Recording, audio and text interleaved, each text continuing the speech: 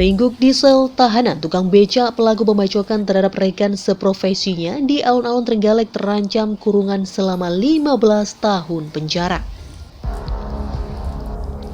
Setelah menjalani serangkaian proses penyelidikan dan penyidikan di Mapolres Trenggalek, dalam waktu dekat kasus ini akan dilimpahkan ke kejaksaan.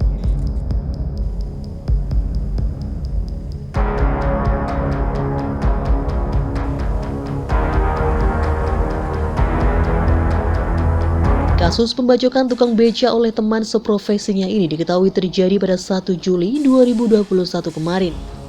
Berawal saat tersangka TG 58 tahun warga desa Tempuran, Kecamatan Sawo, Kabupaten Ponorogo, mangkal di depan ATM yang ada di kawasan alun-alun Trenggalek. Kemudian korban TKR, warga Kelampisan, Kelurahan Surondakan datang dengan becaknya dan meminta tersangka pergi sambil menabrak-nabrakan becaknya ke becak tersangka. Selain itu korban juga mengancam tersangka menggunakan gunting hingga terjadi cekcok antar keduanya. Karena emosi, akhirnya tersangka mengambil sabit di becaknya dan membacokkan ke korban hingga meninggal dunia.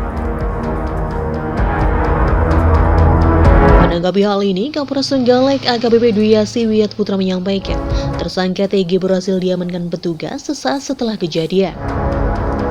Tersangka ditangkap tak jauh dari lokasi kejadian itu, yaitu di depan SDN 1 Surondakan.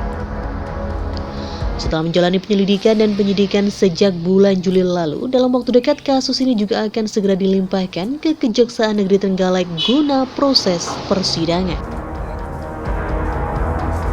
Kita akan ketahui bahwa pada 1 Juli pas hari ulang tahun Bayangkara kami mendapatkan informasi bahwa telah terjadi pembunuhan terhadap antara sesama tukang becak dengan motif yaitu sakit hati. Sakit hati ini yang pertama dari hasil keterangan saksi-saksi didapatkan bahwa si tersangka sakit hati karena diusir tidak boleh mangkal di depan Bank Jawa Timur tersebut. Kemudian yang kedua menakut-nakuti mengancam dengan sebilah pisau.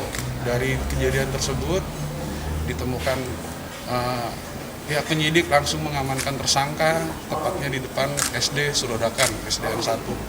Kemudian didapatkan alat-alat bukti dari keterangan saksi maupun sebilah arit yang ditemukan di lokasi. Kemudian kita lakukan rekonstruksi, kemudian dipenuhi alat-alat bukti lainnya, dilakukan penahanan sampai sekarang.